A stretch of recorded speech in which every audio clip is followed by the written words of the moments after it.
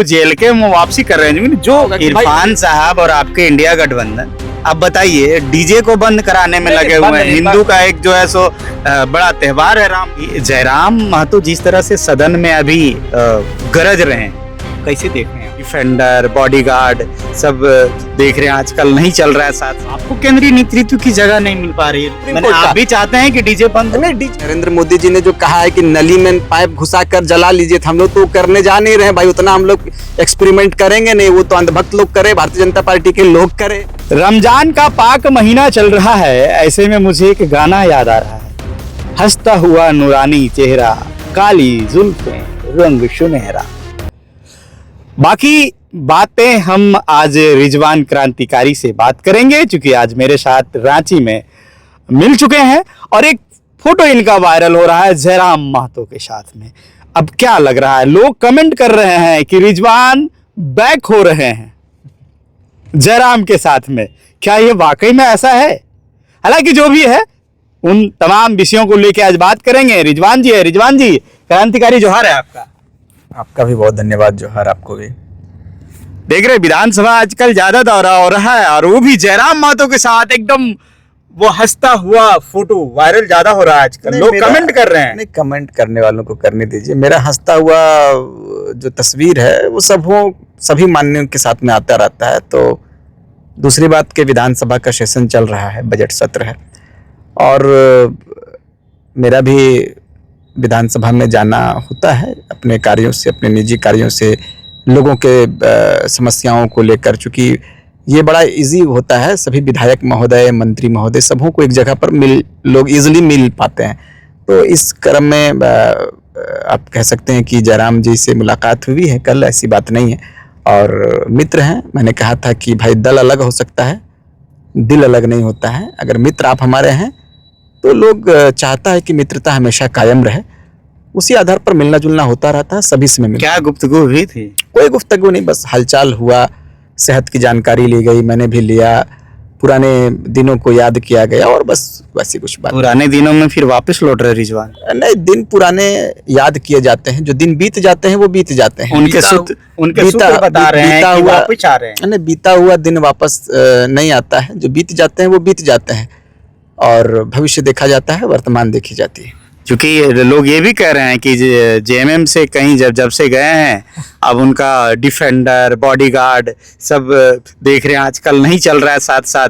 तो कहीं ना कहीं वो नाराज निकल रहे हैं, इसीलिए वो जेल के वापसी कर रहे हैं। जो उनका प्रतिभा है वो जेएमएम में नहीं निकल पा रहा है, वो फिर जेल के में आएंगे तब निकलेगा। नहीं, प्रतिभा बार बार प्रतिभा को दिखलाया नहीं जाता है। प्रतिभा एक बार दिखाई जाती है और भांपने वाले भांप लेते हैं कि किनके अंदर कितनी कौन सी प्रतिभा छुपी हुई है। तो रिजवान क्रांतिकारी को आप सबका आशीर्वाद प्राप्त है, सभी का दुआ मुझे मिला है, तो मुझे प्रतिभा को बार बार दिखाने की आवश्यकता नहीं है। रिजवान अपने कर्मों पर विश्वास रखता है, रिजवान अपने कदम पर विश्वास रखता है, रिजवान अपनी मेहनत पर विश्वास रखता है। लगातार संघर्ष कर रहे हैं और जीवन संघर्ष को मैंने चुना है, अपने संघर्ष के जीवन को मैंने चुना है और मैंने कहा है कि रिजवान संघर्ष के रास्ते को जिस दिन चुना था उस दिन ये संकल्प लेकर चुना था कि आजीवन भी यदि संघर्ष करना पड़े तो रिजवान क्रांतिकारी अपने लोगों के लिए, झारखंड के हित के लिए हमेशा संघर्ष करता रहेगा।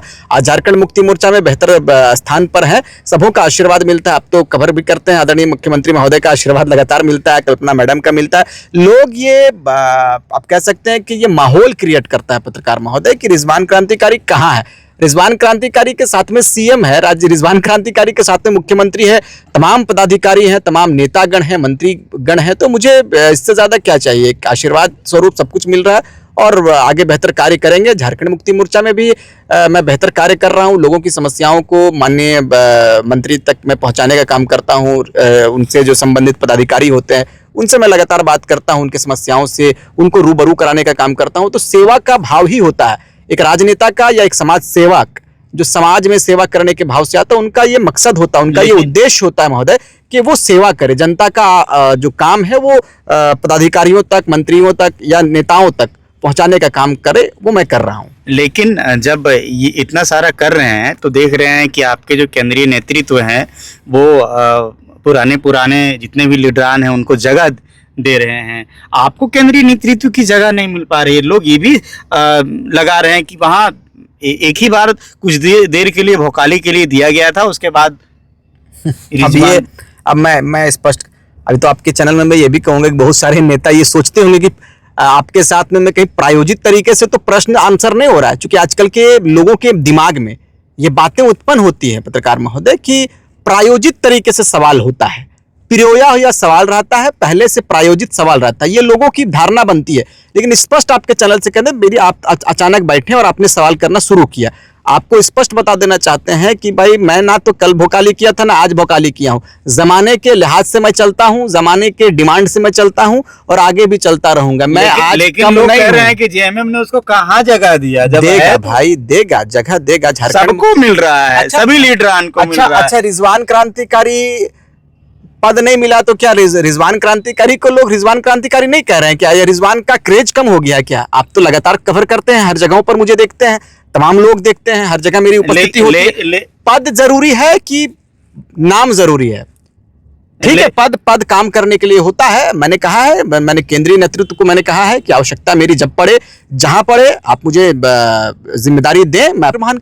तो एक चीज और है कि जयराम महतो जिस तरह से सदन में अभी गरज रहे हैं, कैसे देख रहे हैं आप उनको? बेहतर है, मैंने कहा है कि वे यूथ लीडर हैं और यूथ लीडर चाहे किसी भी दल से आता हो, वो बेहतर विषयों के साथ में यदि सदन में है, हाउस में यदि विषयों के साथ में लोगों की समस्याओं को अवगत करा रहा है यदि सदन को, तो मुझे लगता है कि एक बेहतर कह सकते हैं कि प्रयास है, उस प्रयास को और वो बेहतर करे। और मैंने तो हमेशा कहा कि इंडिया गठबंधन में आकर इस प्रयास को करो आप, और सहायता मिलेगा और मदद मिलेगी, हम सब साथ रहेंगे। और भी विपक्ष को कैसे देख रहे हैं, जो राष्ट्रीय दल है वो सदन में कैसे देख पा रहे हैं? कोई राष्ट्रीय दल झारखंड मुक्ति मोर्चा अभी बिल्कुल कह सकते हैं कि इंडिया गठबंधन मजबूत है, और मुझे लगता है कि भारतीय जनता पार्टी बिल्कुल पछड़ चुकी है। भारतीय जनता पार्टी बिल्कुल, चूंकि उनके पास मुद्दा ही नहीं है, उनके पास मंदिर मुद्दा है, मस्जिद मुद्दा है, साउंड मुद्दा है कि रामनवमी में साउंड लगेगा कि नहीं लगेगा, भगवा झंडा फहरेगा कि नहीं फहरेगा, ये विषय लेकर आ रहे हैं। भाई जनता के विषयों के साथ में आइए। इरफान साहब ने आपने कहा, सुना होगा कि इरफान साहब और आपके इंडिया गठबंधन, आप बताइए, डीजे को बंद कराने में लगे हुए हैं। हिंदू का एक जो है सो बड़ा त्योहार है रामनवमी। रामनवमी का कदर हम कहते हैं, हमने तो पिछले बार भी कहा था, मैंने कहा था कि प्रभु श्री राम के नारे कह देने मात्र से, तो इरफान साहब कह रहे हैं कि डीजे बंद। मेरी बात सुन लीजिए ना, मैंने कहा है कि प्रभु श्री राम जी के नारों को बुलंद कर देने मात्र से श्री राम जी के विचारों को जन जन तक आप नहीं पहुंचा सकते हैं। जय श्री राम कह देने मात्र से प्रभु श्री राम को बल नहीं मिलेगा। प्रभु श्री राम के जो अनुयायी हैं, जो उनके बताए हुए तरीके पर चलते हैं, प्रभु श्री राम जी ने क्या कहा था? इंसानियत की सेवा कीजिए। इंसान से बड़ा जो सेवा होता है, मनुष्य से बड़ा सेवा कुछ नहीं होता है। मनुष्य की सेवा कीजिए, प्राणियों की सेवा कीजिए।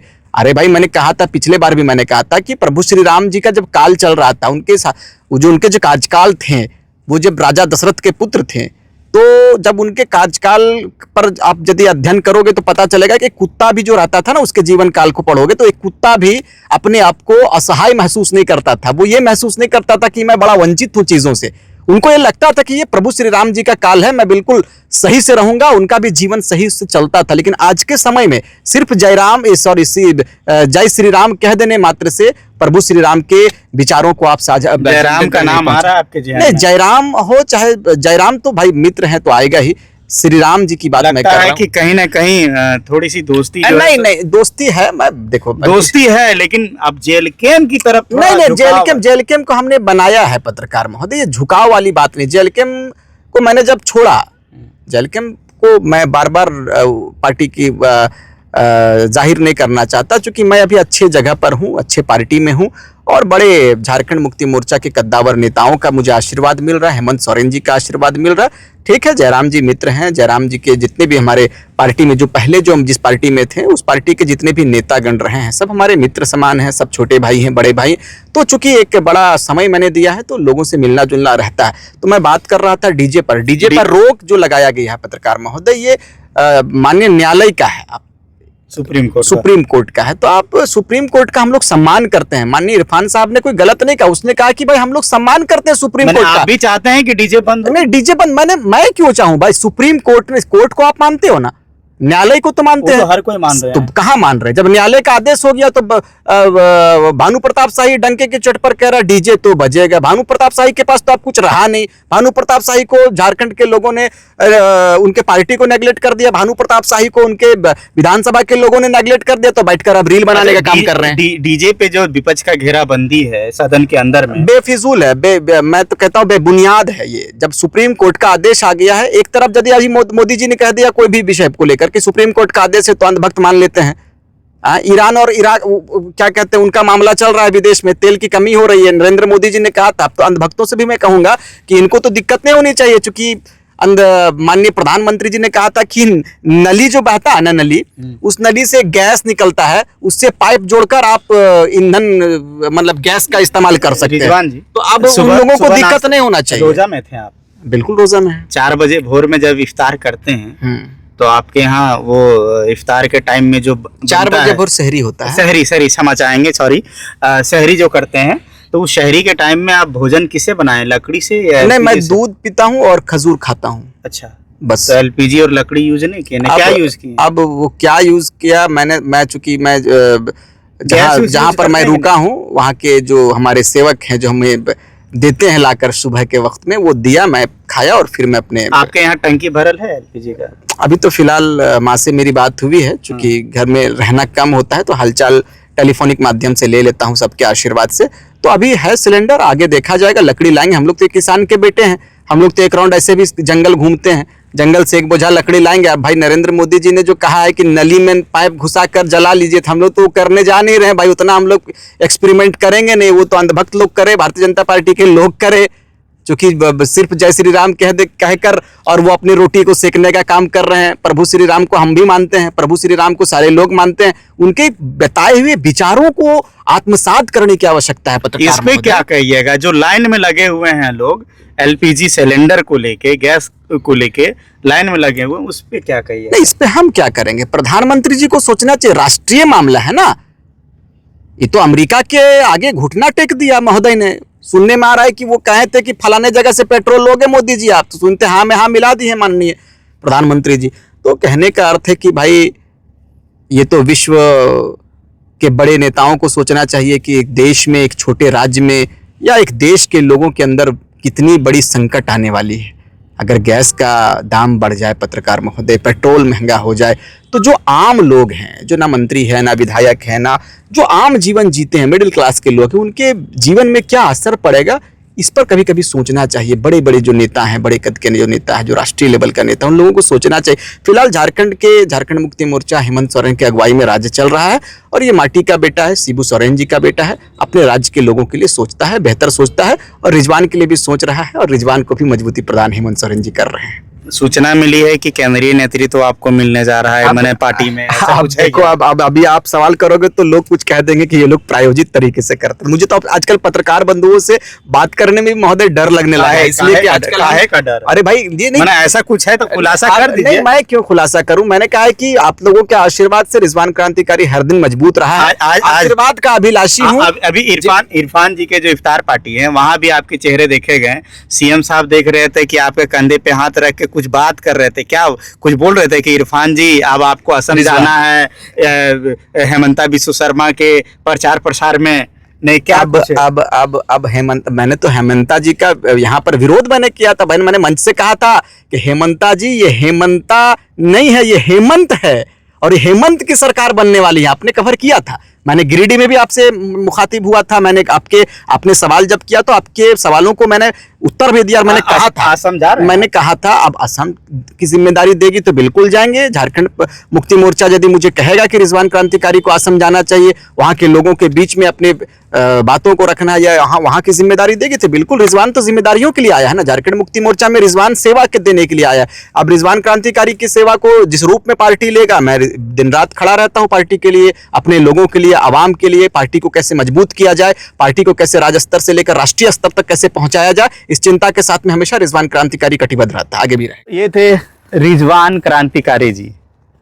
जयराम महतो के साथ में इनका फोटो वाकई में वायरल, तस्वीरें जो है सो वायरल हो रहा है, वो भी हंसता हुआ चेहरा में, एकदम खिलखिलाता हुआ। लेकिन अब तक खुलासा नहीं हो पा रहा है कि ये जेल कैंप जाने वाले हैं क्या। हालांकि ये जो आप फ्रेंडली मिलन आप देख रहे हैं, इसको आप कैसे, किस रूप में देख रहे हैं? क्या रिजवान क्रांतिकारी वापस बाउंस बैक जेल कैंप में करेंगे या जेएमएम के लिए असम जाएंगे? क्या कुछ होगा। हालांकि आईना प्लस के साथ इनकी तस्वीर मैं देता रहूंगा। आपका विचार क्या है कमेंट सेक्शन में जरूर दीजिएगा। मिलता हूं अगली कड़ी में। दीजिए पंकज को इजाजत। जोहार।